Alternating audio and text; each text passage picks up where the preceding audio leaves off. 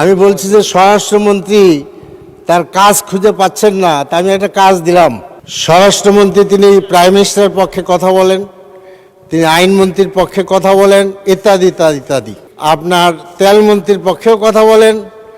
সে কারণে তিনি তার নিজের দায়িত্ব দিতে ভুলে যান, তাহলে তাকে দায়ী করা যাবে না বোধ হয়। দীর্ঘ লাইন, সমস্যা নাই, কারণ অনেক কিছুতেই আসলে সরকারি দল সমস্যা মনে করেন না। এটা আমরা গত ঈদেও দেখেছি, আর বলতে চাই না। সমস্যা নাই বলে সমস্যা এড়িয়ে গেলে তো হবে না। মাননীয় স্পিকার, আপনাকে অনেক অনেক ধন্যবাদ। আমি ভাবছি যে আজকে কি তেলের আলোচনা না, স্বরাষ্ট্রমন্ত্রীর সাবজেক্ট আমি হারাই ফেলেছি। কারণ একটা স্টার নিউজে একটা পত্রিকা বেরোচ্ছে বা খবর যে কারণ বাজারে ডেইলি 1 কোটি টাকা চাঁদাবাজি হয়। তা আস্তে আস্তে আস্তে আস্তে আস্তে আমাদের মাননীয় স্বরাষ্ট্রমন্ত্রী তো জি জি জি জি আপনি আমাকে সাহায্য করেন। তো আমি বলছি যে স্বরাষ্ট্রমন্ত্রী তার কাজ খুঁজে পাচ্ছেন না, তা আমি একটা কাজ দিলাম। আর আমি বুঝি যে স্বরাষ্ট্রমন্ত্রী মহোদয় অনেক গুণে গুণান্বিত, সেটা বলতে বেশ সময় লাগবে। মাশাআল্লাহ। তো তিনি স্বরাষ্ট্রমন্ত্রী তিনি প্রাইম মিনিস্টারের পক্ষে কথা বলেন, তিনি আইনমন্ত্রীর পক্ষে কথা বলেন, ইত্যাদি ইত্যাদি ইত্যাদি। সে কারণে তিনি আপনার তেলমন্ত্রীর পক্ষেও কথা বলেন। সে কারণে তিনি তার নিজের দায়িত্ব দিতে ভুলে যান, তাহলে তাকে দায়ী করা যাবে না বোধ হয়। তো আমাদের আপনার তেল গ্যাসের প্রতিমন্ত্রী যশোরের অনিন্দ্য সাহেব বলেছেন আগামী শনিবার ঠিক হয়ে যাবে। তা আমি ধন্যবাদ জানাই, তিনি আগামী ঈদের কথা বলেন নাই।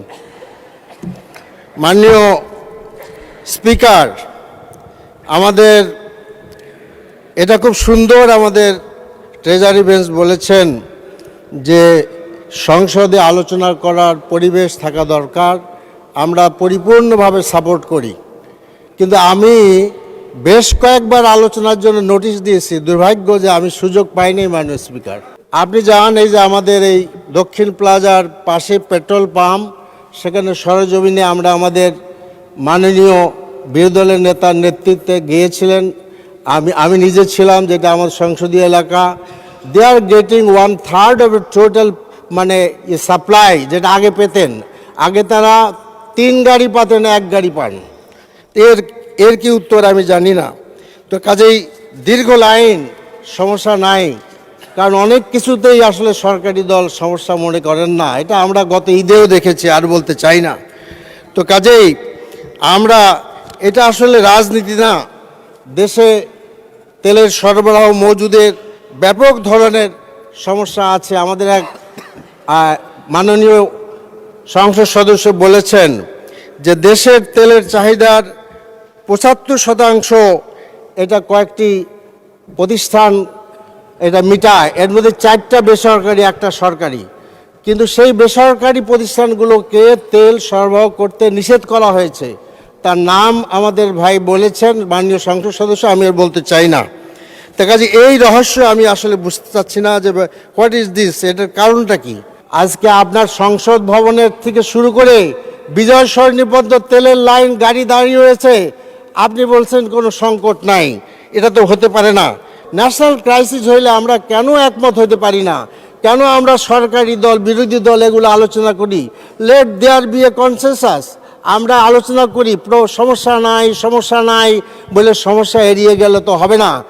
এক পেট্রোল পাম্পে একজন গাড়ি চালক বলছে যে ভাই আপনারা গাড়ি পান কোথায়, তেল পান কোথায়?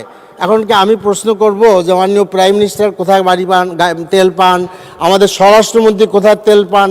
এরা যদি পাবলিক প্রশ্ন করে, উত্তর আমাদের আছে।